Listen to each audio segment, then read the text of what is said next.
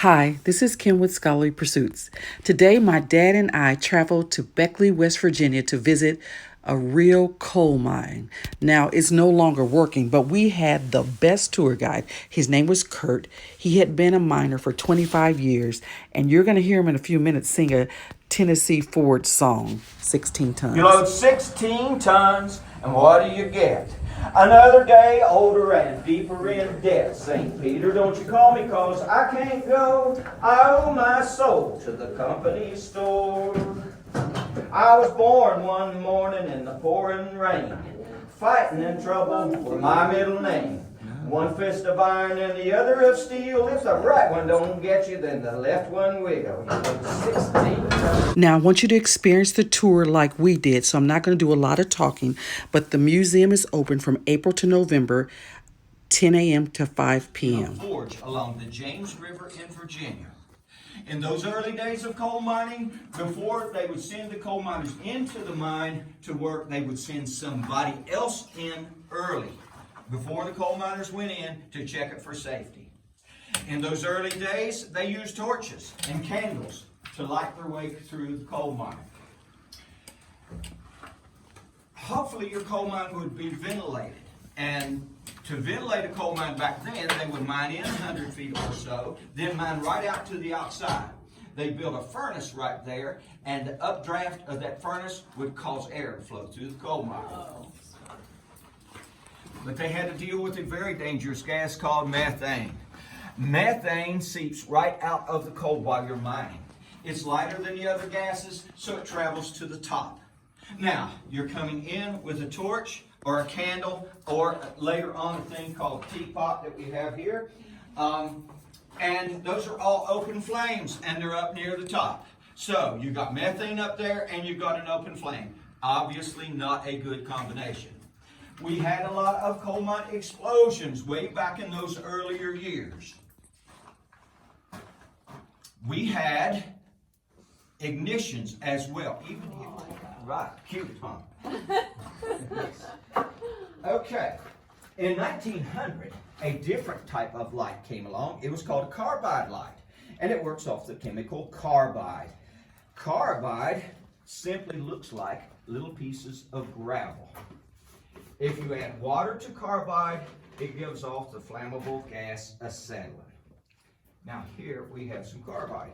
And if you've never seen it before, well, there you go. Just add water and you get acetylene gas coming off of it. Okay. I want to see. Did you get a You want to see? You didn't get to see. Okay. Oh, there we go. You see it? Pretty rocks, huh? Yeah. When we were kids, all we have to do is say abracadabra, abracadabra. And we No. Now, I don't know if you guys see that or not, but it's burning my glove. There we go. All right, it's got a nasty little habit of leaking out right there. To give you guys an idea of the coal miners' environment back then, Oh, what the heck? let's get back in here and mine your coal. Mind your business. Wow. The coal miner would load a 1-ton coal car like this, and he might have to work on his knees. He might have to lay on his side to load it. He might have to duck walk to load it. The coal company didn't care how you loaded the coal as long as you did load the coal. In these low light conditions, it would be easy to get rock mixed in with the coal. I'm sure you can see that. If you look over on the 2-ton coal car, you can see the rock on top of the car. If it came to the outside with rock on it, and they saw it, hey, every minute or so, please darken your watch, that lighted watch dial. Please turn off your cap light if you have one on. Please darken your telephone, make it dark. Put it right up against your leg, your side, make it dark. Because I want you to know that that coal miner might have to get, and this was more like 6 to 8. But 8 to 10 is the official number that the city gives us to use here. They worked a 10 to 11 hour day, and they worked 6 days a week. All right. Every time that he got a ton of coal out back then in 1910, they paid him 20 cents for every ton he got out. Yeah, 20 cents. 20 cents, yes. Now, some say, yes, it doesn't sound like much, but that's a good bit today. If you get on the internet, go look up the value of a dollar. 1913 is as far back as I can get. And if you plug in the numbers, it's going to give you a little over $6. So for $6 in today's money, would you come in and mine a ton of coal and load it and get it outside? That coal miner might get ahead a ton or two, and he might put it on a sidetrack. In that dark mine, somebody else might come along and say, hey, I don't see old Kurt coming in. I don't see nobody here. Kurt, that coal miner, he's going to have a check tag hanging on the corner of the car. When it gets to the outside, the check weighman removes the tag and puts it on a peg beside his name, the coal miner's name. He gets credit for a ton of coal. But this crook, this thief, he said, I don't see anybody. I'll get his tag and throw it away. Put my tag on it. 1 free ton just like that. Didn't have to work, man. No sweat, a no sweat ton. That became so much of a problem that they had to solve it. You're trying to feed your family. So they just went to the coal miner and say, hey, how about just putting your tag on a block of wood? Then, while that car's still empty, drop that into the bottom of the empty car and cover it up with coal and send it outside. Nobody can tamper with it. We'll take care of it when we get it out. All right. Did their wages include housing? Good question, and the answer is no. Back in those early days, a coal mine owner, a coal baron, if you will, would come in to a remote location in West Virginia, remove all the trees, go in, build cheap housing. He would make sure that he got probably a church in there, maybe a recreation building, and then he made sure that he got a company store in there. These are remote areas. We didn't have Walmart, Kmart. Yeah, you can tell I'm old school. But we didn't have all those places to shop back then. The only place to shop was the company store. You were isolated. We've got some real isolated places. We got and funny names too. Some of them weird names. Bud. We got a place called Alpoca. Amigo. How about that? Amigo. Dorothy. We've just got all kinds of Red Jacket. We've got a coal town in the southern part of the state named Red Jacket. How about that? I was born in a coal camp house called Glen White. Yeah, Glen White, West Virginia. But we've got a coal mine, an old coal camp called War. Can you believe that? Who would want to live in war? Yeah, but yes. All right. So.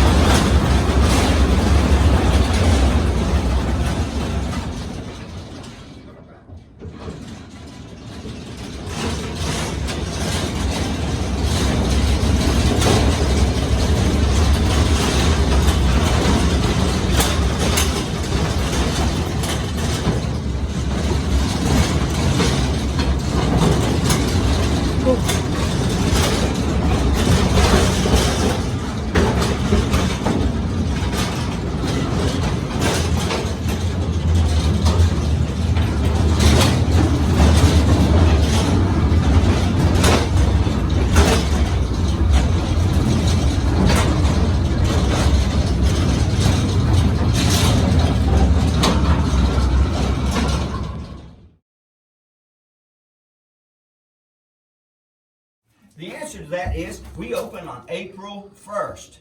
That is after St. Patrick's Day. And we have the little people who come from there and they work here in the coal mines and they run out and throw the switches when we go by. No, I'm kidding. They're spring loaded. And when we go through them, we split them going through and then they're spring loaded.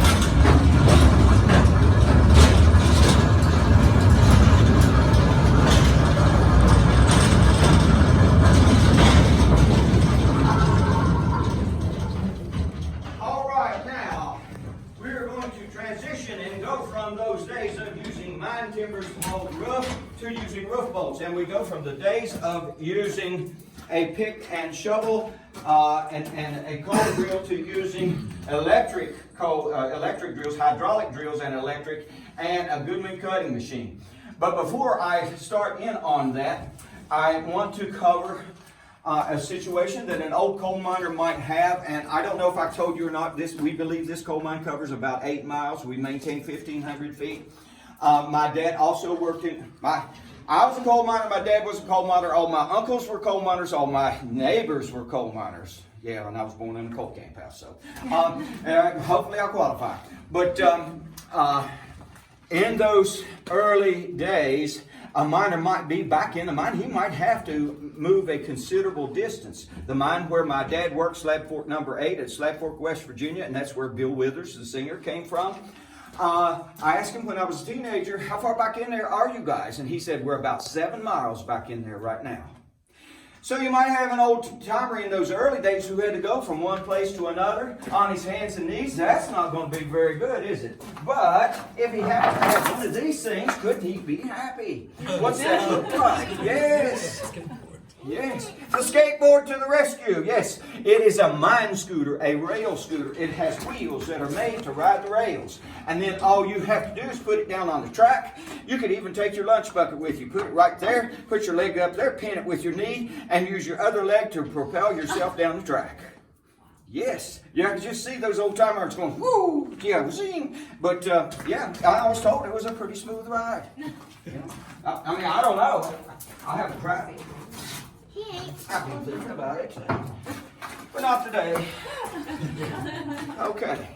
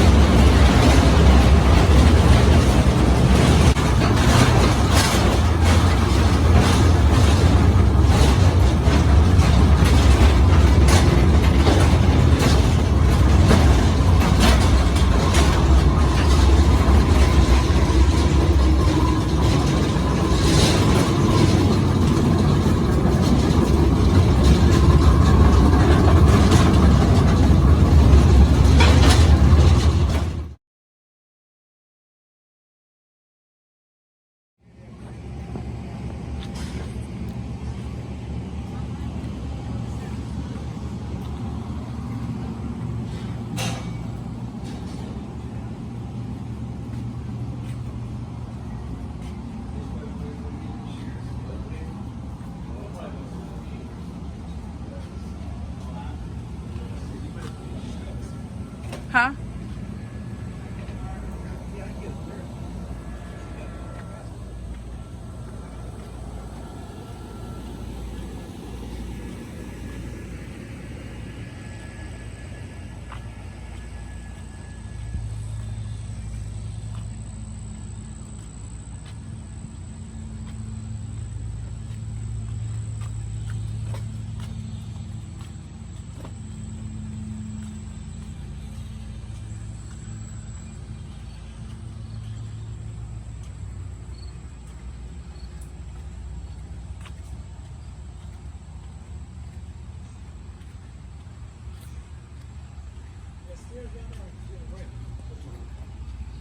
It's a ramp around there.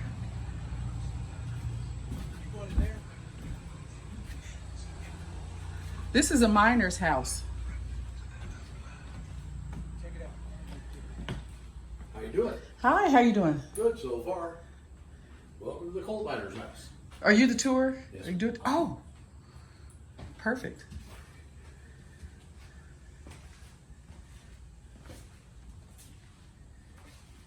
Looks like you're bringing people along. Yeah. Now, as we tour this miner's home, I just want you to know there were other buildings that are available to see. There's a camp buildings such as a church, which we'll see in a little bit. There's the superintendent's home. There is a school that you can look at. There's also other places that you can see. There's a youth museum of Southern West Virginia, and just so much to see and do.